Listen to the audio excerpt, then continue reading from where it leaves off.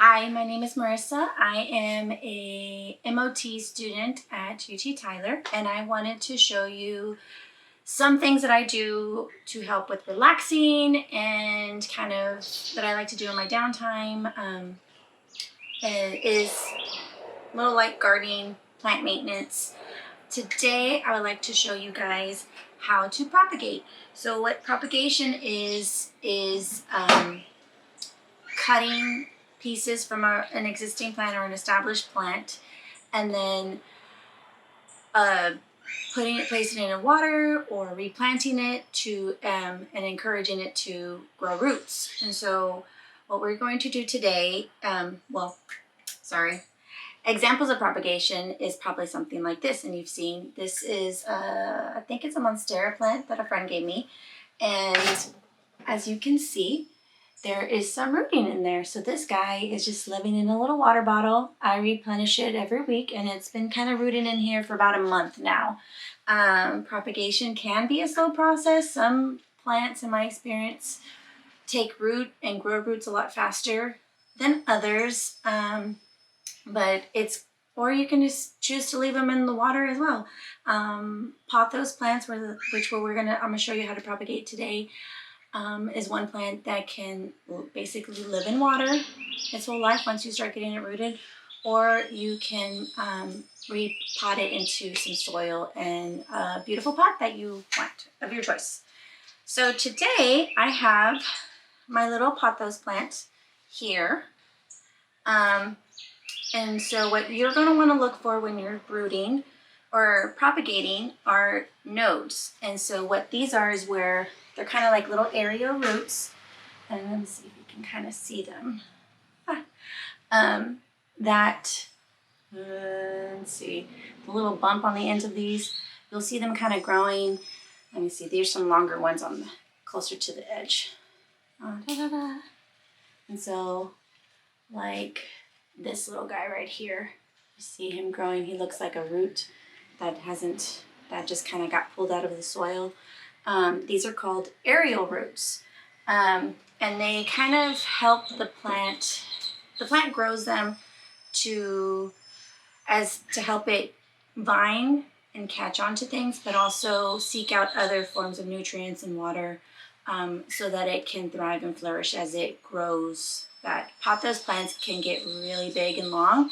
As you can see, this one is curled up and it's in a little plant pot, but it's about almost 2 feet, and it has like some beautiful leaves growing on it. And this one just lives in my patio. So what I do is you get some scissors. I have misplaced them. Mine.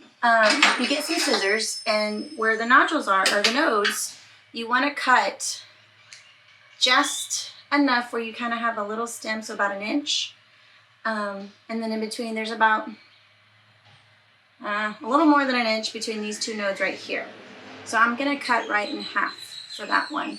Or you can choose, if you want to try to get more opportunities for growing, for it to root, you can cut under these two nodes and then just cut right here, and that gives you about the halfway mark. And then it'll give you 2 chances to get some good rooting for this plant. So I think what I'm going to do today is cut out 2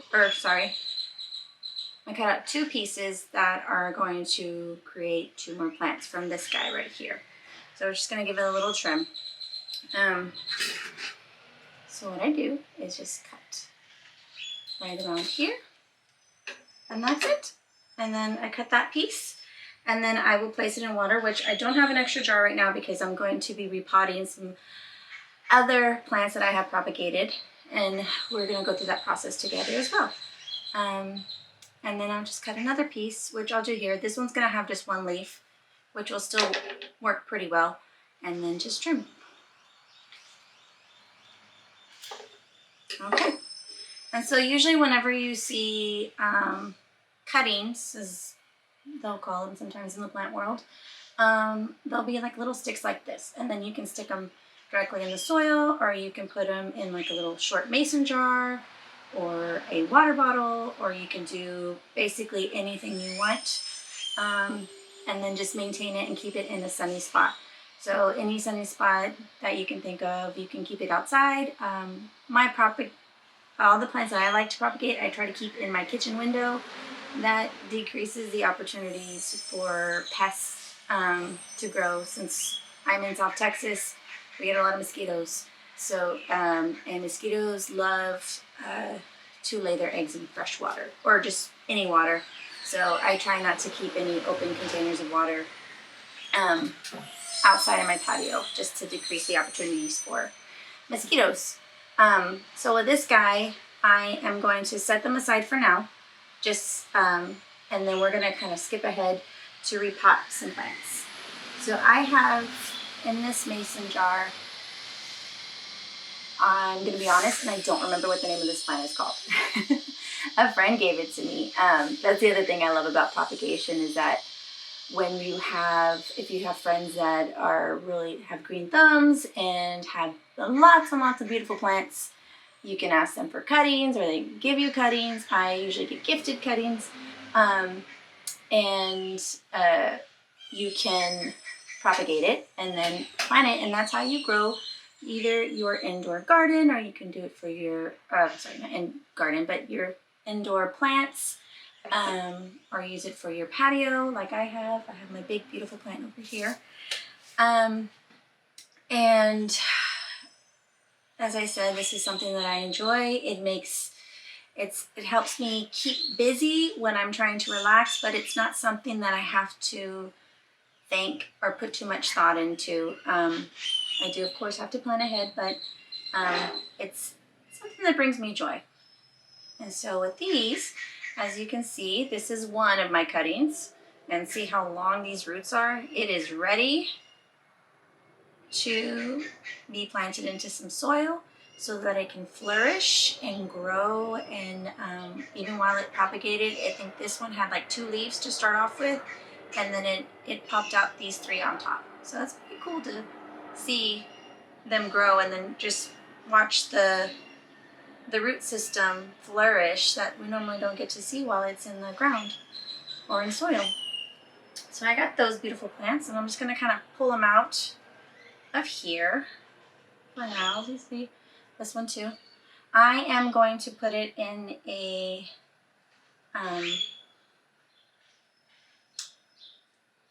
pot. They're gonna all be in the same pot together, and then just trying to flourish. This is like a plant. This is another plant that likes to vine out and grow up and out. So it's just gonna kind of be in a little tiny plant, which will be kind of like command center, and then I'll let it flourish and then probably propagate it as well. So we have all the old water, which I'm going to put aside while I am repotting.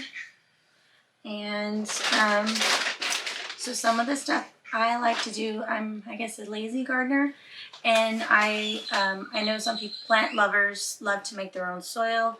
I am not one of those people, so I usually keep a small bag that's manageable for me of Miracle-Gro potting mix. And this one has basically all the nutrients and everything that you need to have happy, healthy plants. So what I'm going to do is grab my pot, and this is probably not too big. It's a good sized little pot, easily managed, just a little plastic one.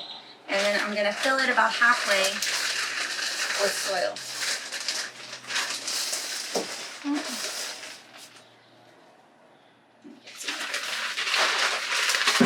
My bag is almost empty. Okay. Halfway.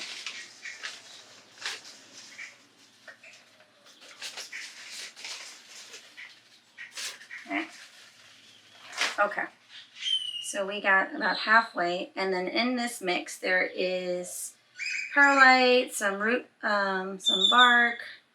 I think there is a little bit of sphagnum moss in here, and this just basically allows the soil to stay loose and airy so that oxygen gets to the roots, and then when you water it, and if you overwater it, it helps the soil just like release any excess water.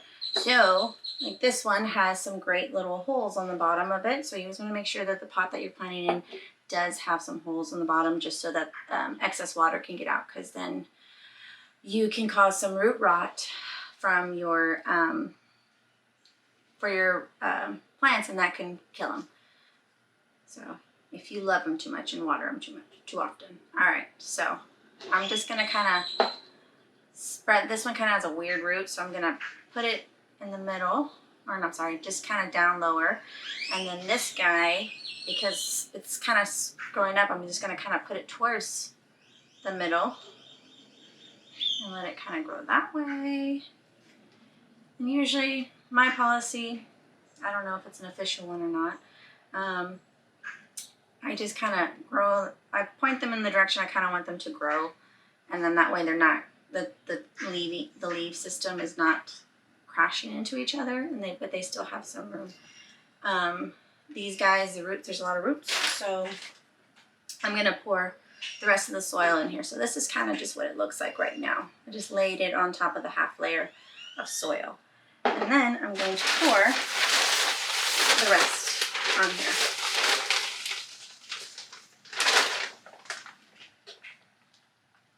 And just kind of bring it in there.